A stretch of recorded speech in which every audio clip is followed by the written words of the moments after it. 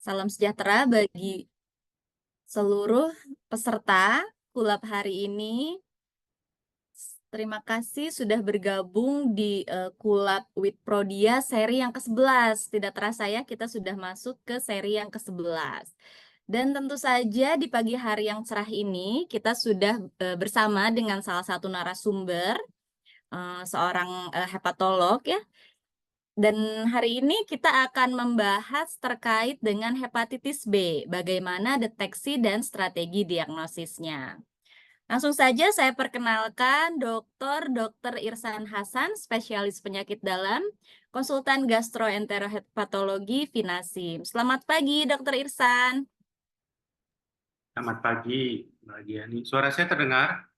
Terdengar, Dok, jelas. Alhamdulillah. Terima Ya, kasih ya, terima Dok, kasih. sudah meluangkan waktunya untuk bergabung di Kulab Prodia seri ke-11 ini, dan mudah-mudahan juga nanti saya yakin kalau Dr. Ihsan materinya pasti sangat mudah dipahami dan juga akan bermanfaat, mudah-mudahan bagi seluruh peserta yang hadir hari ini.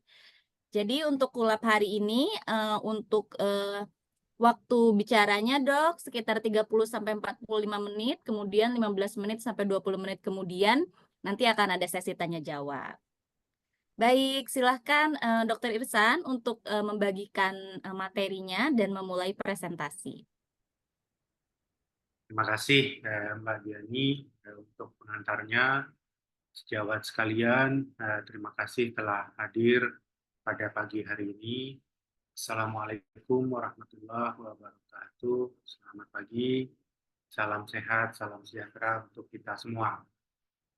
Jadi, seperti disampaikan oleh moderator, Mbak Diani, bahwa saya mendapat tugas untuk berbagi mengenai tes laboratorium hepatitis B.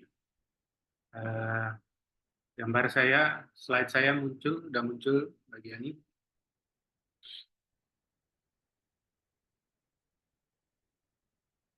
Apakah Sudah slide-nya muncul ya? sudah? Oh, udah ya. Sudah muncul. Terima kasih. Jadi judulnya adalah hepatitis B, bagaimana strategi deteksi dan diagnosisnya.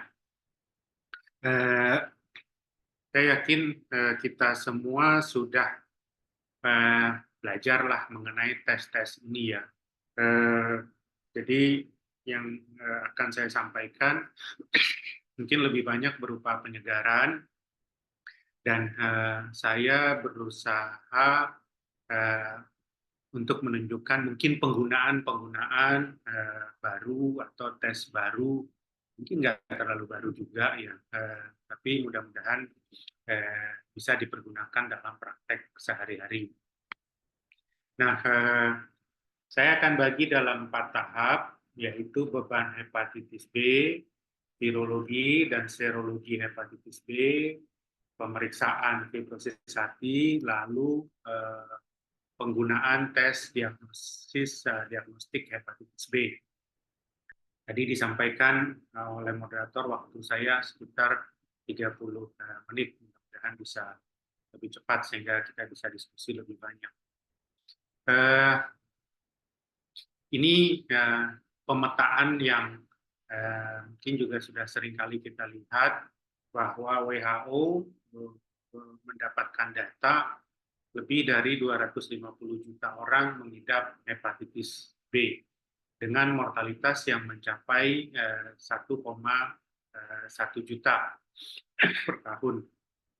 Tentunya bukan virusnya langsung menimbulkan kematian, tapi terbanyak adalah karena komplikasi sirosis maupun komplikasi kanker hati. Nah, kita semua aktif pasti mencanangkan, menggaungkan pemberian vaksinasi hepatitis B. Antara lain vaksinasi untuk ibu hamil untuk mencegah penularan hepatitis B. Sehingga diprediksi tahun-tahun ke depan sampai 2030, virus hepatitis B ini akan makin turun dan makin turun. Tapi uniknya data 2022, di mana prediksi tadinya kematian atau mortalitas juga turun, ternyata Global Report WHO mendapatkan mortalitasnya justru meningkat. Ada banyak hal yang diperhitungkan sebagai penyebab meningkatnya mortalitas. Antara lain yang meninggal itu tentunya bukan orang-orang yang baru terinfeksi, tapi mereka yang terinfeksi pada masa lalu mengalami komplikasi pada tahun-tahun tersebut. Tapi ini menunjukkan bahwa hepatitis B masih menjadi masalah serius. Bagaimana dengan kita di Indonesia? Kita di Indonesia masih berada di posisi ketiga, posisi yang nggak berubah dalam hal jumlah pasien dengan hepatitis B, berdasarkan data Global Report 2024. Walaupun dari perhitungan Kementerian Kesehatan, kelihatannya sudah ada penurunan. Jadi mungkin angka ini nggak terlalu pas dengan angka kita sendiri, tapi diduga bahwa tetap saja tinggi. Tidak bisa kita katakan kita sudah masuk dalam klasifikasi yang rendah.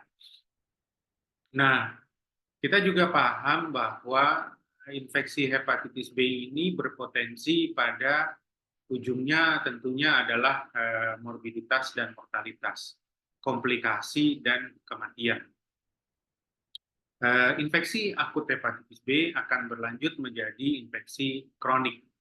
Dan yang kemungkinan menjadi kronik ini terutama adalah anak-anak, kalau terinfeksi pada masa bayi dan anak-anak. Nah, infeksi kronik ini berpotensi untuk menjadi sirosis hati. Sirosis hati dapat berlanjut menjadi karsinoma sel hati atau kanker hati.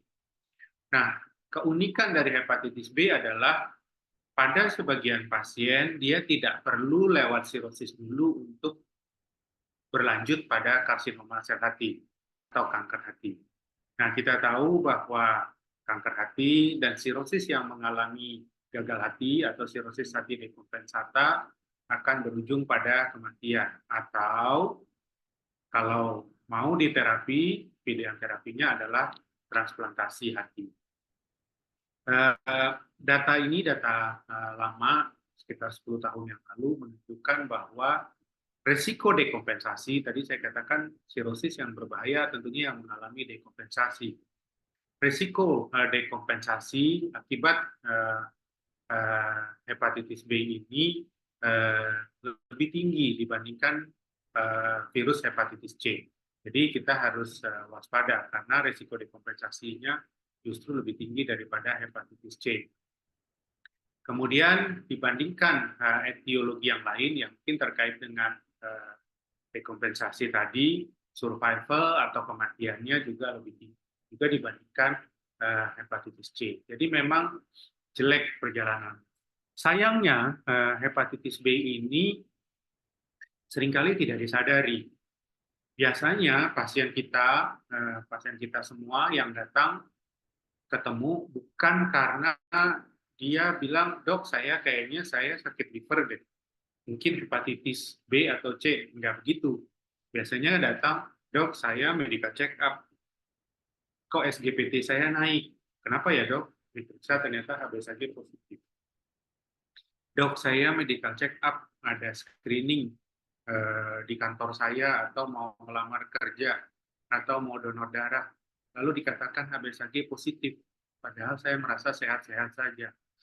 Atau kita ketemu sudah di ujung. Pada saat pasien ini kemudian datangnya karena hematemesis, melena, ensefalopati hepatik, begitu diperiksa ternyata sirosis. Lalu dicari kenapa sih pasien ini sirosis? Ternyata HbA1c positif. Nah, oleh karena itu dikatakan hepatitis B ini bersifat sebagai silent killer atau pembunuh diam-diam atau pencuri hati di dalam senyap, tanpa gejala, tanpa keluhan, tapi livernya makin rusak, makin keras. Oke, berikutnya kita masuk pada virologi dan tes serologi hepatitis B. Virus hepatitis B tergolong dalam Hepatna viridae. Jadi, HEPA berarti virus hati, virus yang bereplikasi di liver. kemudian dia tergolong virus DNA, hepatna, jadi DNA, dan ini virus. Nah, kalau kita lihat gambarannya, ada permukaan, ya, kemudian ada genom. Nah, dalam genom ini ada DNA, kalau kita lihat ada DNA polimerase. Bagian yang penting terhadap replikasi dan jumlah virus adalah DNA dan DNA polimerase ini. Protein-protein lain apa nggak penting? Penting juga, tetapi dalam perkembangbiakan inilah yang utama. Tapi protein lain akan berkaitan dengan tes-tes yang kita lakukan.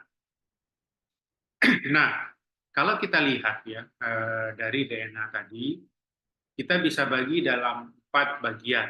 Ada namanya gen S ya dari genom tadi, ada gen S, kemudian ada gen C atau core, kemudian ada gen P atau polimerase, dan kemudian ada gen X. Gen S memproduksi protein, berperan dalam produksi protein envelope HBsAg. Jadi permukaan virus. Ada 3 regio kalau kita lihat, pre-S1, pre-S2, dan S-nya. Kemudian gen core, ini berkaitan dengan core dan envelope atau HBAG. E-nya adalah envelope. Sementara polimerase berperan terhadap perkembangbiakan sebagai enzim untuk replikasi virus. Yang menarik adalah adanya gen X yang sampai sekarang masih terus menjadi bahan yang dicari, yang masih terus dipelajari. Diduga gen X ini berkaitan dengan terjadinya keganasan atau kanker pada pasien-pasien yang terinfeksi hepatitis B. Gen X inilah yang membuat pasien yang terkena hepatitis B dapat menjadi kanker tanpa melewati fase sirosis. Nah, tadi saya katakan masing-masing gen ini akan menghasilkan protein. Jadi produk protein inilah yang kita kenal, yaitu S, HBsAg, envelope, ya, kemudian core, kemudian polimerase, tadi dari P, kemudian HBxAg yang kita tidak pakai dalam praktek sehari-hari.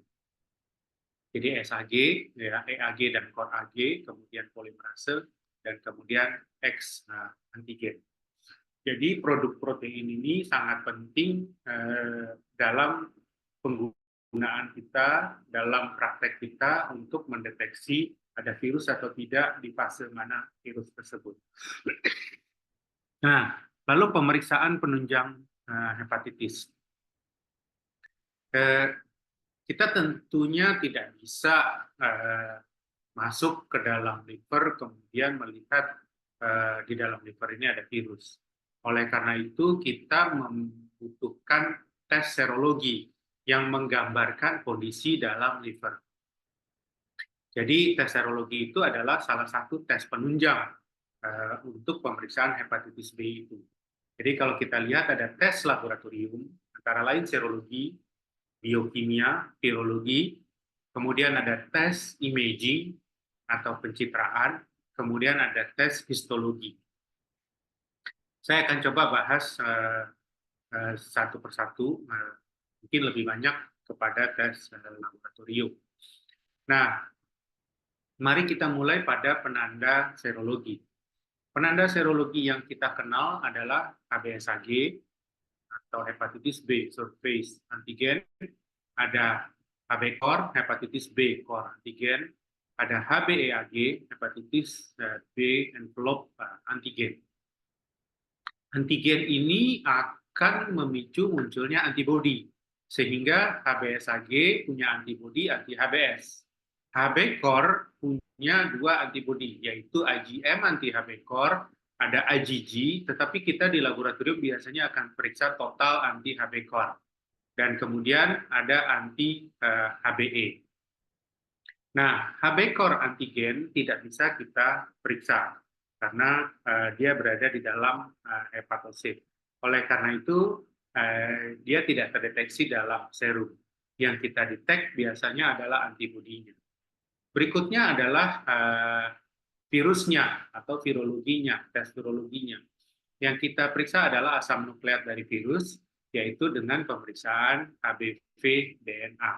Jadi hepatitis B virus DNA biasanya yang kita gunakan saat ini adalah kuantitatif. Mari kita bedah satu persatu tes-tes tadi.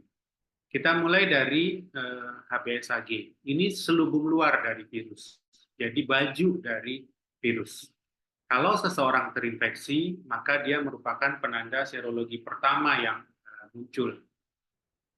Biasanya akan muncul 4-10 minggu pasca infeksi akut virus hepatitis B.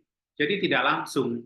Jadi kalau ada infeksi, kita harus menunggu dulu 4 minggu sampai 10 minggu sampai HBsAg terdeteksi. Sehingga kalau ada tenaga medis, perawat, tertusuk jarum, kalau kita periksa besoknya atau lusanya, jarum yang mengandung virus hepatitis B, kemungkinan HBsAg-nya masih negatif. Kalau kita mendapati HBsAg-nya positif, hati-hati. Kemungkinan dia memang hepatitis B dari sebelumnya, bukan mendapat infeksi akut atau infeksi baru. Nah, jadi yang dikatakan infeksi akut adalah infeksi yang baru. Apa kriteria infeksi baru? Yaitu kalau infeksinya berlangsung dalam 6 bulan atau kurang dari 6 bulan. Kalau infeksinya lebih dari 6 bulan, itu disebut sebagai infeksi kronik. Jadi kalau HBsAg-nya sekarang diperiksa, lalu 2025 bulan Januari diperiksa, masih positif juga, berarti kan sudah lebih dari 6 bulan ya. Nah, ini disebut sebagai infeksi kronik. Jadi infeksi kronik adalah HBsAg yang persisten lebih dari 6 bulan. Berikutnya adalah HBAg. HBAg ini menunjukkan aktifnya atau replikasi yang berjalan dengan aktif. Ya. Biasanya pasien dengan HBAg positif ini jumlah virusnya tinggi, karena virusnya aktif. Ya. Ibaratnya virus ini dalam fase anak muda yang lagi gagah-gagahnya kalau HBAg positif. Ya. Jadi kalau HBAg positif terdeteksi, berarti virusnya lagi jaya-jayanya. Tapi tolong diingat bahwa HBAg negatif bukan berarti virusnya tidak infeksius, tidak replikatif, bukan. Tapi yang HBAg positif lebih gagah, lebih powerful daripada yang HBAg negatif. Nah, kita lihat di sini bahwa biasanya HBAg akan muncul setelah HBsAg. Jadi bukan mendahului HBsAg. Jadi setelah HBsAg positif, baru muncul HBAg. Pasien dengan HBAg positif biasanya akan memberikan dampak lebih jelek kepada perjalanan penyakitnya dan juga risiko penularan lebih tinggi daripada pasien HBAg negatif. Nah, tadi ada antigen, ada antibodi. Pasien dengan HBAg positif, kalau bilang, kemudian akan muncul anti-HBe. Jadi adanya anti-HBe menunjukkan terjadinya serokonversi. Jadi kalau kita berbicara istilah serokonversi EAG, artinya HBAg-nya negatif, anti-HBe-nya muncul. Itulah yang disebut sebagai serokonversi HBAg. Kalau HBAg saja hilang, tapi anti-HBe tidak muncul, kita belum bisa mengatakan itu serokonversi. Kita sebut itu sebagai HBAg loss HBAg. Berikutnya adalah anti-HB core. Tadi saya sebutkan bahwa anti-HB core ada IgM, ada IgG. Kita paham bahwa IgM berkonotasi dengan infeksi akut. Jadi IgM anti-HB core ini biasanya hilang setelah 6 bulan infeksi akut. Jadi kalau kita mendeteksi adanya IgM anti-HB core, maka kemungkinan ini adalah infeksi akut. Kalau kita curiga infeksi akut, kita periksa IgM anti-HB core. Nah, IgM anti-HB core ini kemudian akan digantikan oleh IgG atau antibodi yang akan berjalan secara kronik. Dan IgG ini akan bertahan seumur hidup. Tapi laboratorium biasanya melakukan pemeriksaan dalam bentuk total anti-Hb core. Jadi kita minta biasanya adalah total anti-Hb core. Nah, kalau total anti-Hb core positif, artinya orang ini terinfeksi hepatitis B. Pernah terinfeksi hepatitis B, atau bisa juga masih aktif, atau bisa juga sudah sembuh. Yang jelas adalah dia pernah terinfeksi. Nah, ini bagian serologi yang terakhir yang sebetulnya diharapkan oleh banyak orang, oleh dokter juga, oleh pasien adalah anti-HBs. Anti-HBs menunjukkan sudah adanya kekebalan. Jadi virusnya sudah hilang, antibodinya sudah muncul. Jadi kalau seseorang sembuh, ya, kemudian muncul antibodi, kita mendeteksi dengan adanya anti-HBs. Nah, inilah yang disebut sebagai serokonversi S antigen. Jadi dikatakan serokonversi, tadi kan saya sudah menjelaskan E antigen. Sekarang serokonversi HBsAg atau S antigen adalah HBsAg-nya hilang, anti-HBs-nya muncul. Nah, ini disebut serokonversi SAg. Kalau hanya SAg hilang, tapi tidak ada anti-HBs, ini kita sebut sebagai SAg loss, HBsAg loss. Nah, bisa nggak orang tidak terinfeksi hepatitis B, ya, jadi tidak ada fase SAg loss, tapi punya anti-HBs? Bisa, kalau dia vaksinasi. Jadi kalau pasien ini menjalani vaksinasi, anti-HBs akan muncul. Oleh karena itu, anti-HBs menjadi salah satu parameter menilai apakah vaksinasi itu berhasil atau tidak. Jadi anti-HBs menjadi parameter menilai keberhasilan vaksinasi. Kita tahu bahwa vaksinasi hepatitis B beda mungkin dengan vaksinasi BCG, DPT, polio, influenza, pneumonia, di mana untuk vaksinasi hepatitis B ini kita punya alat untuk mendetek, memantau apakah vaksinasi ini berhasil, yaitu dengan pemeriksaan anti-HBs. Jadi dianjurkan pasca vaksinasi kita periksa anti-HBs untuk menentukan berhasil atau tidak. Karena ada kemungkinan gagal pada kelompok-kelompok populasi tertentu. Jadi misalnya usia, makin lanjut usia yang divaksinasi akan makin besar kemungkinan gagal. Ini sangat penting karena beberapa pasien itu hore-hore bangga sudah vaksinasi, merasa kebal, padahal begitu dicek ternyata anti-HBs-nya negatif. Nah, kalau kita jabarkan tes-tes ini, kalau kita lihat di sini, pasien terinfeksi 4 minggu kemudian, ini akut ya, akut dalam artian hepatitis B-nya sembuh, pasien yang sembuh. Jadi dapat infeksi akut kemudian sembuh. Apakah hepatitis B bisa sembuh sendiri? Bisa. Jadi bisa. Jadi salah anggapan bahwa hepatitis B kalau ada infeksi tidak bisa sembuh. Bahkan bisa sembuh sendiri. Jadi kalau ada infeksi akut, HBsAg-nya naik, kemudian dia hilang. Antibodi tubuh kita lah yang menyerang virus ini agar dia sembuh. Nah, pasien ini akan mengalami pembentukan IgM anti-Hb core, tapi kemudian berganti dengan IgG. Nah, laboratorium akan mendeteksi dalam bentuk anti-Hb core. Nah, pasien juga kemudian akan mengalami kemunculan envelope atau HbAg. Seiring dengan sembuh, biasanya HbAg akan hilang duluan, baru HBs hilang. Nanti akan muncul anti-HBe, akan muncul anti-HBs. Ada periode kekosongan kalau kita lihat di sini, di mana anti-HBs belum muncul, anti-HBe juga belum muncul. Kita bisa periksa periode ini dengan anti-Hb core. Kalau anti-Hb core-nya terdeteksi, berarti kemungkinan pasien ini adalah HBsAg positif yang hilang, tapi belum ada anti-HBs-nya. Ini pasien yang sembuh. Bagaimana kalau pasiennya nggak sembuh-sembuh? Seperti ini jadinya.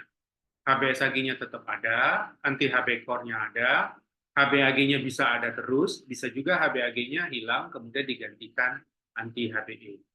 Jadi kita bisa dilihat di sini bahwa perbedaan kronik dan akut adalah pada yang akut, HBsAg-nya hilang setelah periode tertentu. Bisa 2 bulan, bisa 3 bulan, bisa 6 bulan, HBsAg-nya hilang. Tapi pada yang kronik, HbS1g-nya tidak hilang-hilang.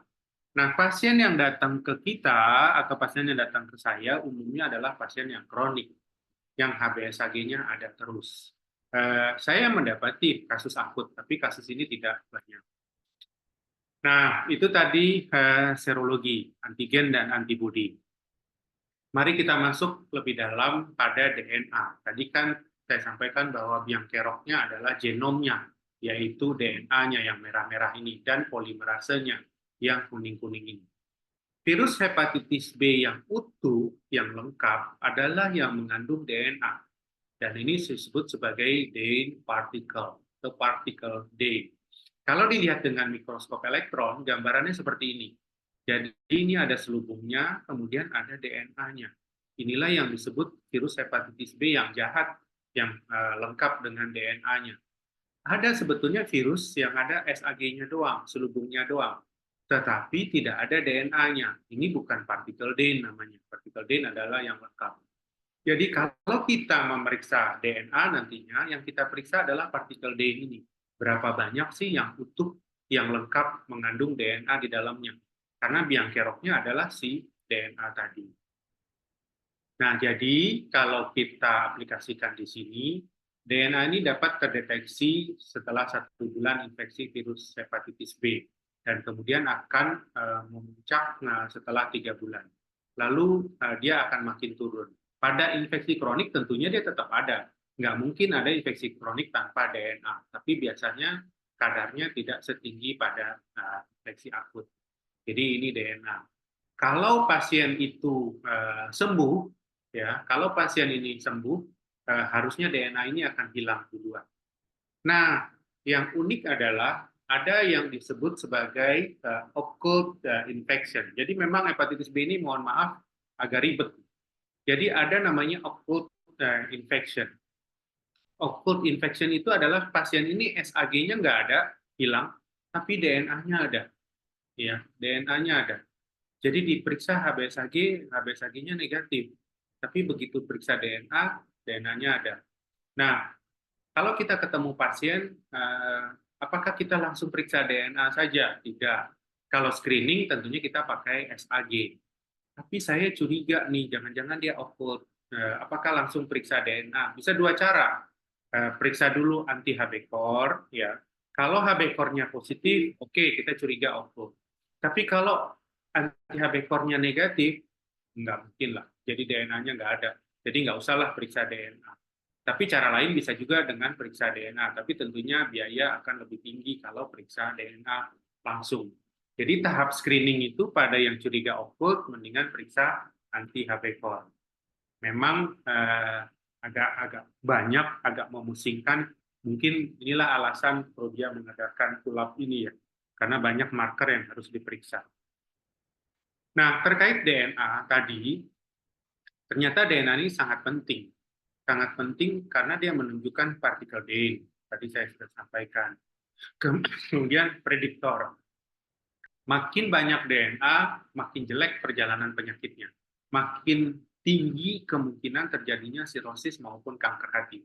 Ada studi dari Taiwan 20 tahun yang lalu yang kemudian menghebohkan dan menjadi tonggak dalam dunia hepatitis B. Karena studi itu dengan jelas menunjukkan bahwa makin banyak virus, makin jelek, makin besar kemungkinan sirosis, makin besar kemungkinan kanker hati.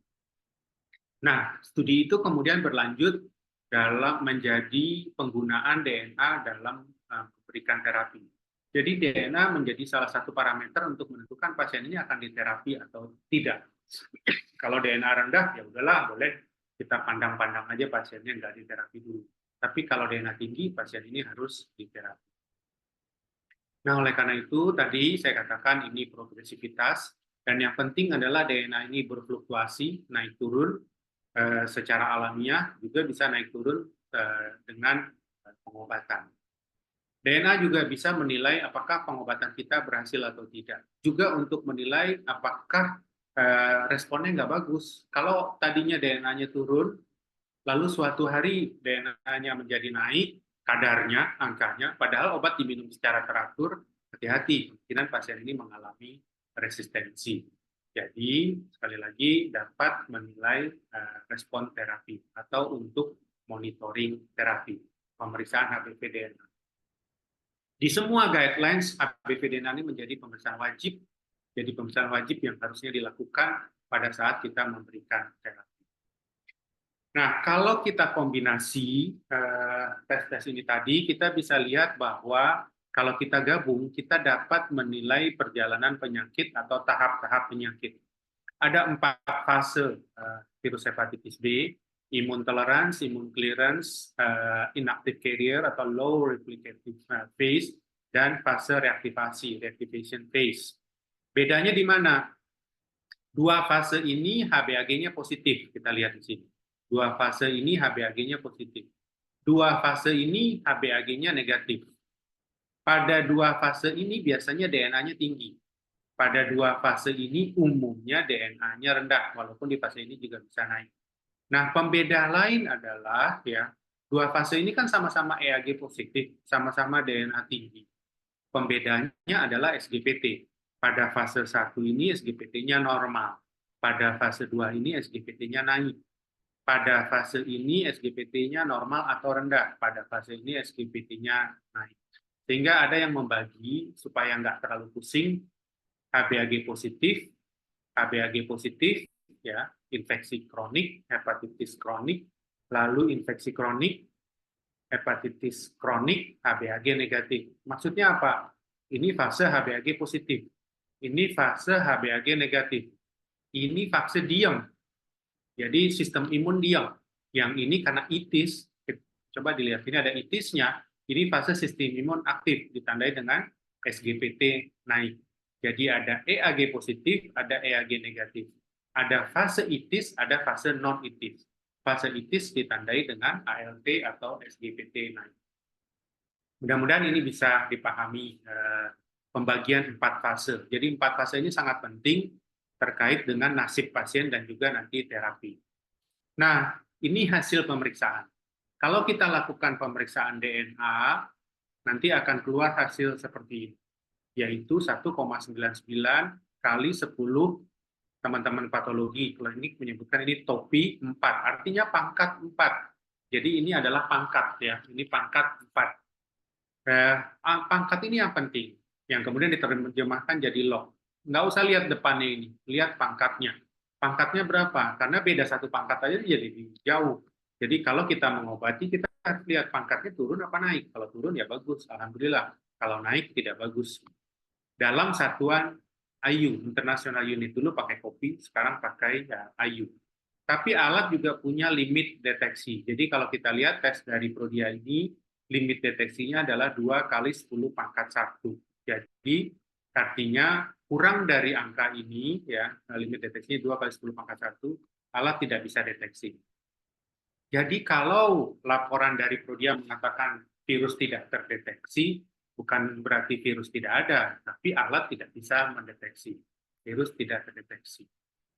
Nah, bagian berikutnya saya masuk HBsAg.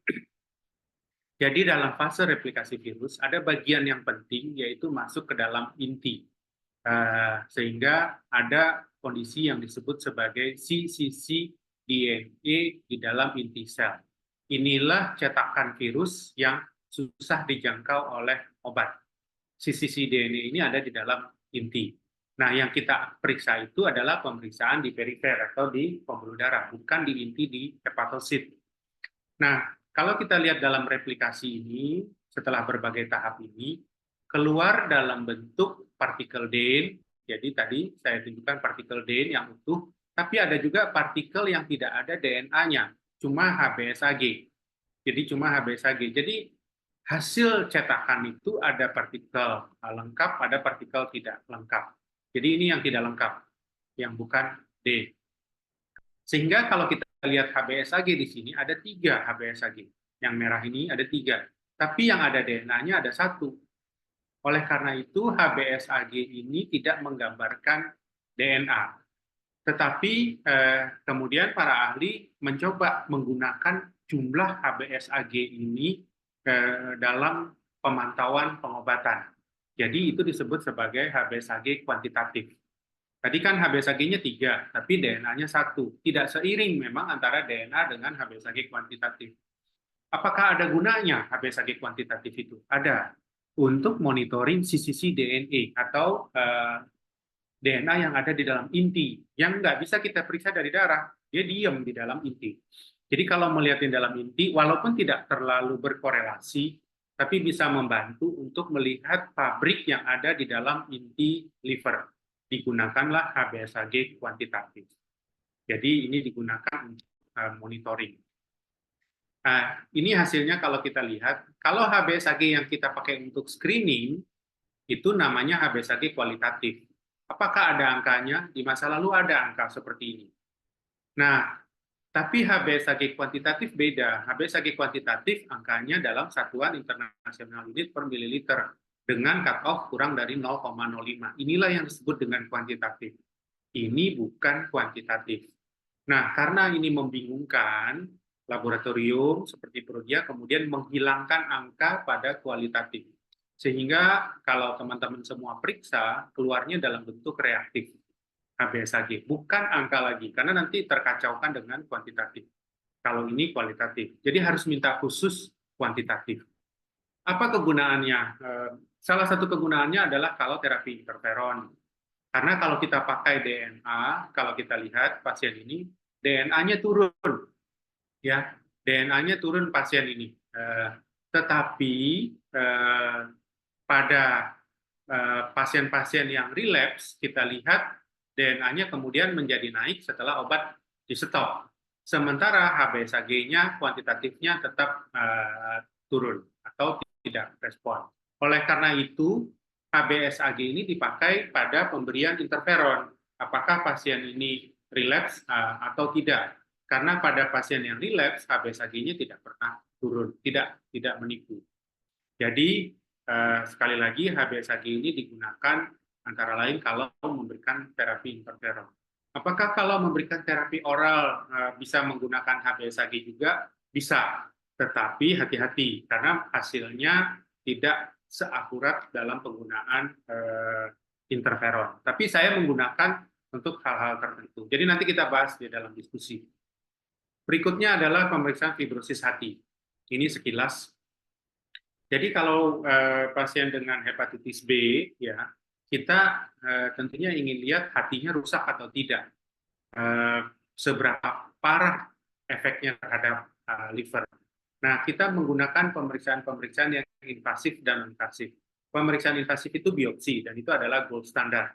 Penggantinya adalah pemeriksaan non-invasif, bisa imaging, bisa penanda serum. Jadi, kita semua tahu, kalau mau lihat liver ini sirosis, akuratnya ya biopsi. Kalau melihat ada fibrosis, ya biopsi. Tetapi biopsi ini invasif, maka muncullah pemeriksaan yang non-invasif, sehingga menjadi tidak populer. Kalau kita lakukan biopsi, kita akan ketemukan derajat fibrosis dari 1 sampai 4. Paling berat tentunya adalah 4. Jadi biasanya sejawat spesialis patologi anatomi akan melaporkan apakah F1, F2, F3, F4. Paling ringan F1, kalau nggak ada fibrosis ya F0. Tapi kalau sirosis adalah F4. 4 itu menandakan adanya sirosis. Nah, masalahnya biopsi ini mengerikan untuk pasien. Waduh, masa liver saya ditusuk? Lalu, masa kita monitoring fibrosis ini dengan biopsi setiap tahun?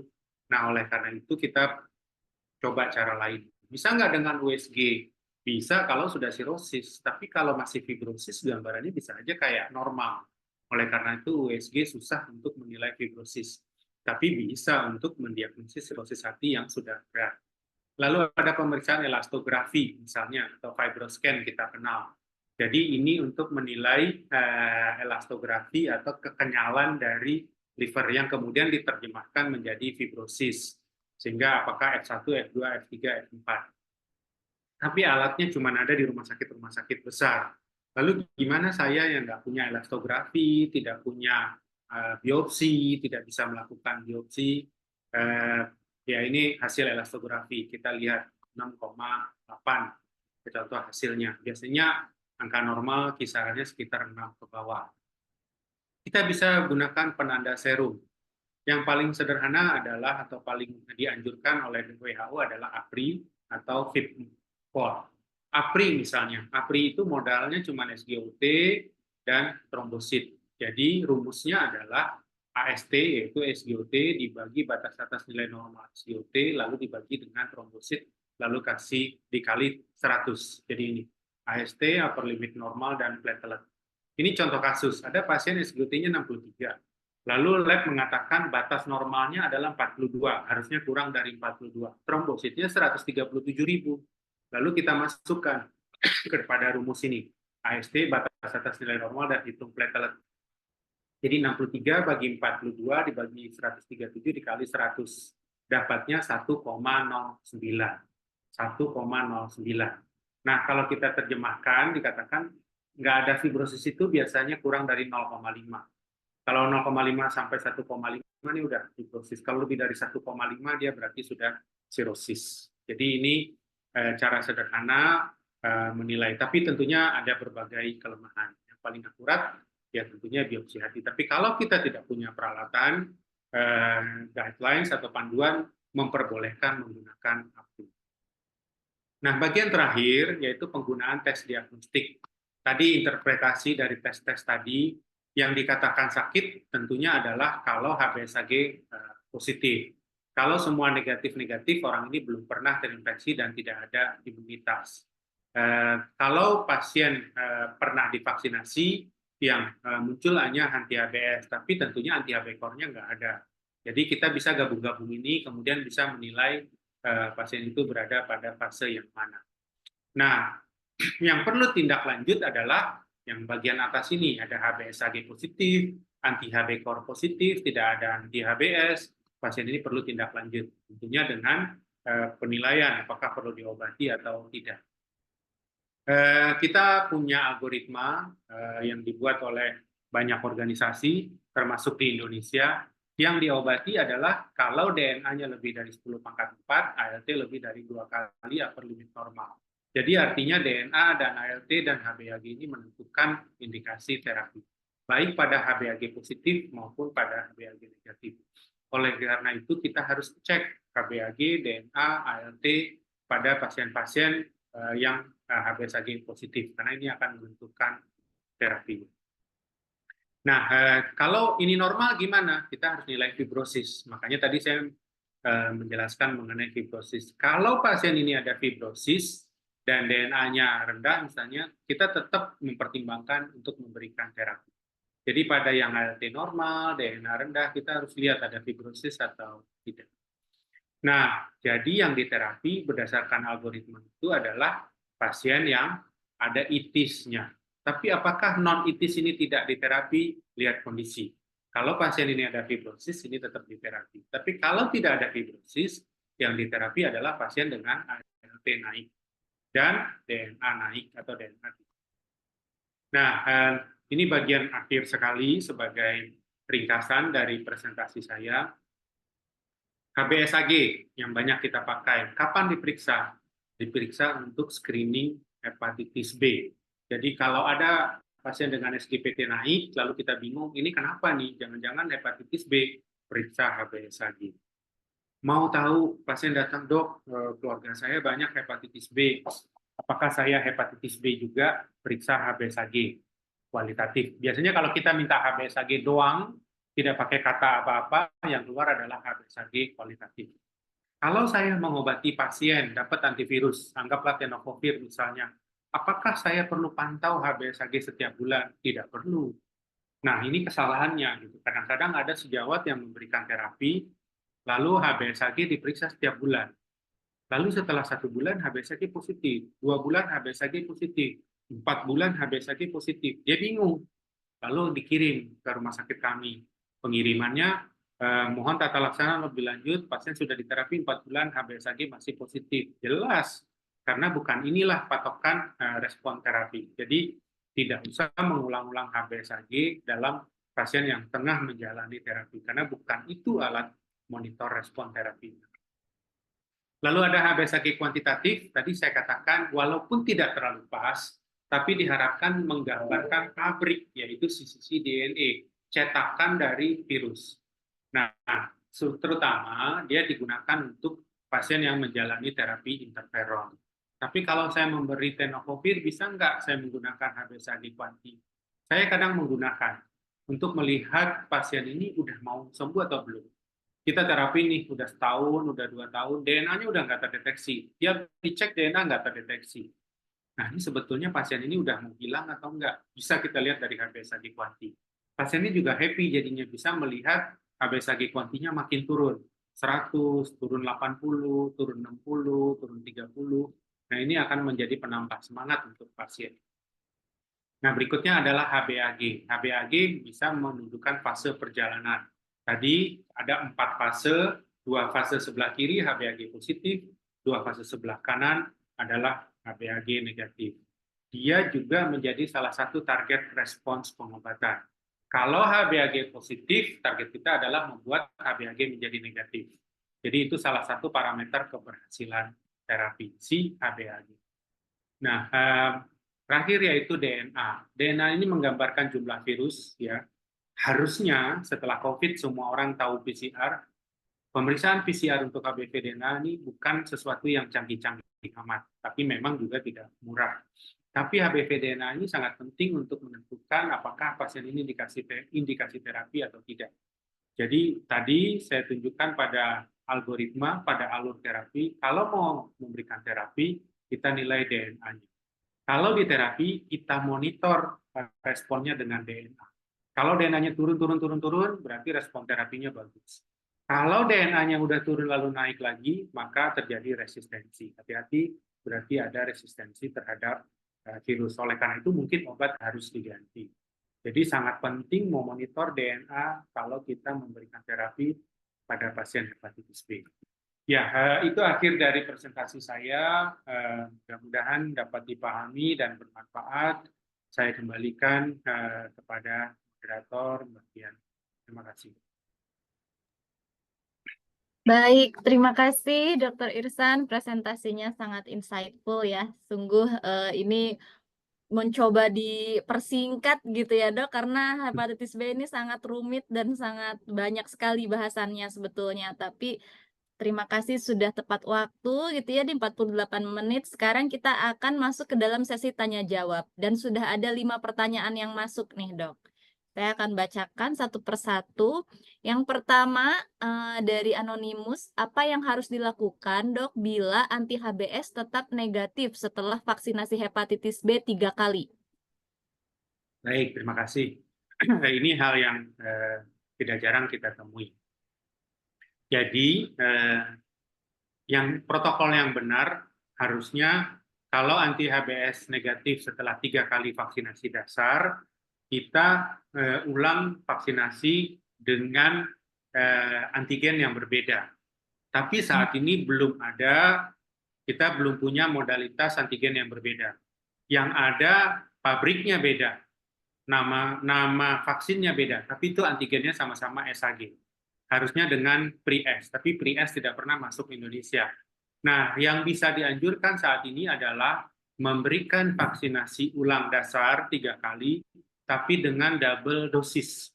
Ya, jadi kalau tadinya pada dewasa kita berikan 1 cc, ini kita berikan 2 cc. Jadi biasanya 2 vial atau 2 jarum suntik. Kalau gagal lagi, kita terpaksa berhenti. Jadi tubuhnya tidak bisa membentuk antibodi. Jadi diulang, cek lagi, kalau gagal ya udah, berarti memang dia nggak bisa dengan antigen itu, kita menyerah.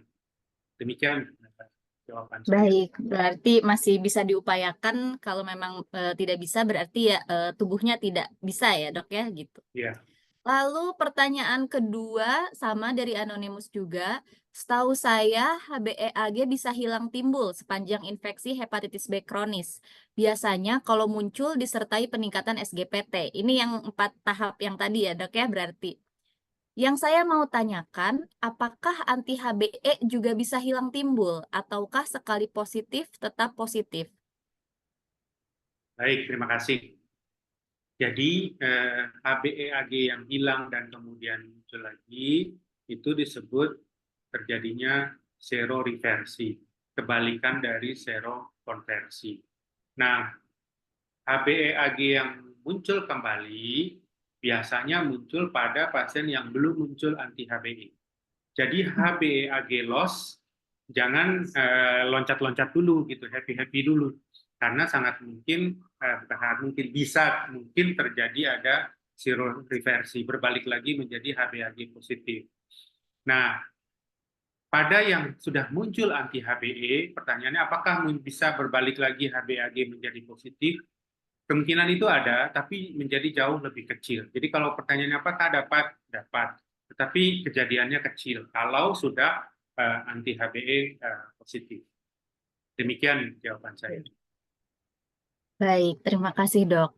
Pertanyaan berikutnya, yang sering kali jadi masalah di lab itu HBsAg dan anti-HBs sama-sama positif. Oh, ini yang double positif ya. Nah, bagaimana ini menjelaskan ke klinisi dan juga ke pasien jika didapati kasus demikian, dok? Ya, kalau dikatakan sering, menurut saya tidak sering. Karena ibaratnya persentase kejadiannya di bawah 1%. Hal ini dapat terjadi pada mereka yang sudah punya antibodi anti-HBs, kemudian mendapat infeksi virus dengan mutasi pada SAG, sehingga virus tetap bisa masuk, sehingga antibodinya tidak bisa memproteksi. Apa yang harus dilakukan? Jadi mungkin pertanyaannya, ini lab salah nih? Nggak mungkin. Pelajarannya kan kalau kita lihat gambar tadi, HBsAg hilang, anti-HBs muncul. Berarti labnya salah nih. Belum tentu. Hal ini bisa terjadi artinya di luar kelaziman karena ada mutasi dari virus. Jadi apa yang harus dilakukan? Dilakukan pemeriksaan DNA. Pasien ini harus diberlakukan sebagai pasien yang terinfeksi. Jadi jangan menganggap HBsAg-nya ngaco kali, jangan begitu. HBsAg-nya dianggap benar. Nah, kita buktikan dengan pemeriksaan DNA. Kalau DNA-nya tidak terdeteksi, berarti kita tidak perlu terapi apa-apa. Nah, kalau mau lebih dalam, sebetulnya kalau DNA-nya terdeteksi jumlahnya banyak, ya tentunya masuknya perlakuannya sama dengan yang sakit. Ternyata DNA nggak terdeteksi. Nah, ini HBsAg benar atau tidak? Ada beberapa tes yang saya tidak singgung tadi, HBsAg konfirmasi, HBsAg kuantitatif sudah disebut. Nah, kita bisa lakukan beberapa tes, misalnya konfirmasi atau HBsAg kuantitatif, untuk melihat berapa sih kadar HBsAg. Tapi jangan buru-buru mengatakan tes salah, karena ada sekitar 1%-an kurang dengan double hasil positif, double positif. Demikian jawaban saya. Baik, baik, betul. Baik, dok. Selanjutnya, untuk pertanyaan dari Dr. Herman Ferry Baan. Assalamualaikum, terima kasih Dr. Irsan, izin bertanya. Untuk layanan primer, bagaimana kita memprediksi dan mencegah hepatitis akut menjadi hepatitis kronik? Ini yang ada beberapa dok, izin. Yang kedua, peran dokter dalam menghambat hepatitis B kronik menjadi sirosis hati dan HCC seperti apa? Yang ketiga, dari banyaknya marker yang harus diperiksa, mohon saran dokter untuk layanan primer dan implementasi dalam layanan BPJS. Mungkin yang harus diutamakan yang mana aja gitu, dok. Dan yang terakhir, DRS kami sering pasien datang sudah dengan sirosis hati dekompensata. Mohon pencerahannya. Izin belum ada dokter konsultan. Terima kasih, dok. Panjangnya. Panjang. Baik. Yang pertama, pencegahan ya hepatitis akut bagaimana menjadi kronik. Jadi gini, infeksi ada protokol tata laksana akut, ada protokol tata laksana kronik. Infeksi akut pada dewasa, kalau kita bicara pasien dewasa, 90%, 95% itu akan sembuh sendiri. Nah, bagaimana mencegah akut menjadi kronik? Ya, akutnya harus sembuh. Nah, tapi di protokol itu sebetulnya dianjurkan di fase awal kita observasi aja dulu, biarin aja antibodinya ngelawan. Nah, biasanya kalau kita curiga tidak ada perlawanan, kok bilirubin tambah naik ya? Kok udah 1 bulan SGPT-nya nggak turun ya?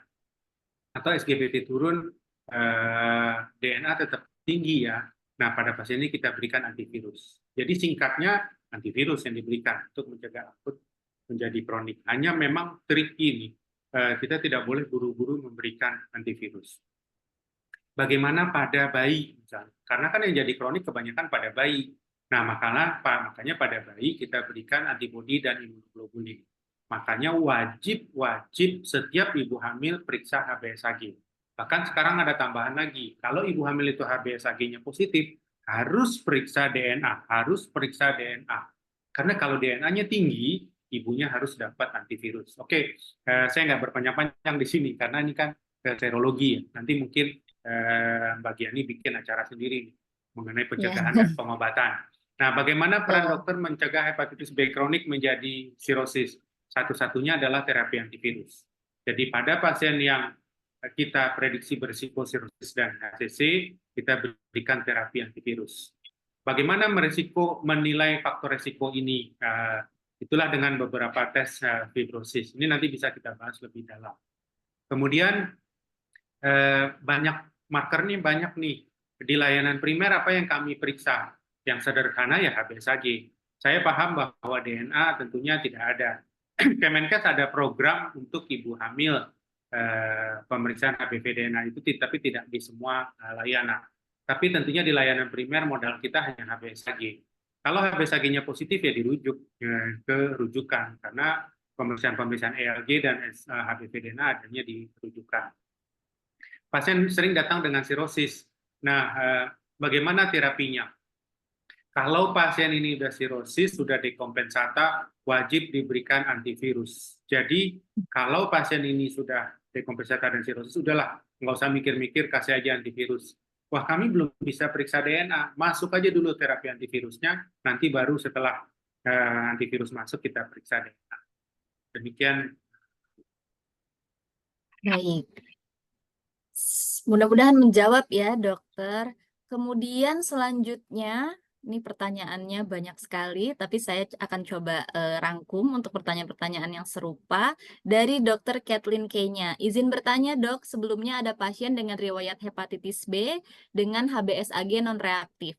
Lalu pasien rutin MCU dan didapatkan hasil HbSAg reaktif dan dilanjutkan cek DNA, tidak terdeteksi. Apa pemeriksaan yang dianjurkan dan adakah intervensi lanjutan, dok? Terima kasih. Nah, ini menarik nih. Kadang-kadang ini bisa yang dituding salah laboratorium. Pertanyaan dari Dr. Kenya ini. Terima kasih pertanyaannya Dr. Kenya. Jadi kadang-kadang nih pasien bertanya-tanya, baru sebulan yang lalu HbSAg saya negatif. Sekarang kok hasilnya positif? Lalu dokternya konfirmasi dengan pemeriksaan DNA. DNA-nya negatif. Apa yang terjadi? Kita tentunya berpikir jangan-jangan DNA-nya rendah. Kalau menghadapi kasus ini, saya berpikir jangan-jangan ada false positif. HbSAg-nya sebetulnya negatif, tapi tes yang positif ini yang false, ya. Nomor satu, pegangannya tidak ada tes yang 100% akurat, ya. Karena false positif bisa terjadi, false negatif bisa terjadi. Tapi ini sudah diperiksa DNA, dan ternyata DNA nggak terdeteksi. Saya mencurigai ada false positif. Apa yang bisa dilakukan? Saya akan menganjurkan pemeriksaan anti-HB core. Ingat, ya, tadi saya sampaikan bahwa pada setiap orang yang HbSAg positif, anti-HB core-nya akan positif. Jadi konfirmasinya adalah dengan anti-HB core. Kalau anti-HB core-nya negatif, yang benar adalah tes yang tadi negatif. Kalau anti-HB core-nya positif, yang benar adalah SAG yang positif. Hanya mungkin viral load-nya tidak terdeteksi. Tadi kan saya katakan bahwa ada ambang deteksi viral load. Jadi lanjutannya adalah anti-HB core untuk Anti-HB. mengetahui mana yang benar. Demikian Dr. Baik. Kenya. Baik, terima kasih. Menarik pertanyaannya. Lalu selanjutnya dari Dr. Bahrul Amawil. Bagaimana dengan HbSAg reaktif namun tidak bergejala? Biasanya karyawan mana rujukan ke rumah sakit untuk pasien BPJS tidak bisa dirujuk, dok, katanya. Ya, mayoritas pasien kita justru yang ini, yang tidak bergejala. Makanya tadi saya katakan silent killer, membunuh diam-diam. Tapi kan tidak bisa kita abaikan. Apa yang kita harus lakukan? Tetap kita harus lakukan tata laksana. Jangan menata laksana berdasarkan gejala. Ini kan nggak ada gejala nih. Ya udahlah Bapak, pulang aja nggak apa-apa kok. Ini carrier aman. Oh, belum tentu. Bisa-bisa dia datang 3 tahun lagi dengan sirosis atau 5 tahun lagi dengan hepatoma. Nah, Apa yang kita lakukan kalau kita menerima pasien HbSAg positif tapi gejala tidak ada? Paling sederhana cek SGOT-SGPT, itu paling sederhana. Kalau mau lengkap, ikuti algoritma. Di algoritma kan disampaikan, cek HbAg, SGOT-SGPT, HBV, DNA. Itu harusnya protokolnya. Jadi sebetulnya protokol itu ada di dalam PNPK, ya, Pedoman Nasional Pelayanan Kedokteran Hepatitis B 2019. PNPK itu harusnya kita ikuti, ya. Jadi kecuali kalau kita punya keterbatasan. Jadi kalau tidak bisa, ya dirujuk. Jadi di PNPK itu disebutkan kalau HbSAg positif, cek HbAg, SGOT-SGPT, HBV, DNA. Itu harusnya. Waduh, saya tinggal di ujung banget yang jauh merujuk pasien. Ya kalau bisa lihat SGOT-SGPT deh, atau lihat fibrosisnya tadi saya katakan pakai APRI. APRI-nya tinggi nggak? Kalau APRI-nya tinggi, ya ini pasiennya harus diseriusin. Kalau APRI-nya rendah, artinya trombosit bagus, SGOT-SGPT bagus, oke kita observasi saja pasien. Mudah-mudahan ini bisa menjawab. Baik, terima kasih dok. Mudah-mudahan menjawab ya dok. Selanjutnya mungkin ini 2 pertanyaan terakhir ya dok ya. Dari Anonimus lagi, selamat pagi, mohon bertanya jika ada pasien dengan HbSAg positif, GOT, GPT baik, kondisi baik, kapan kira-kira untuk memulai vaksin?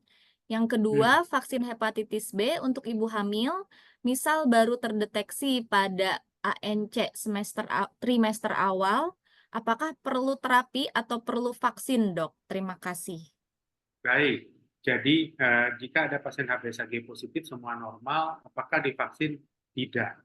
Pasien ini sama sekali tidak membutuhkan vaksin seumur hidupnya.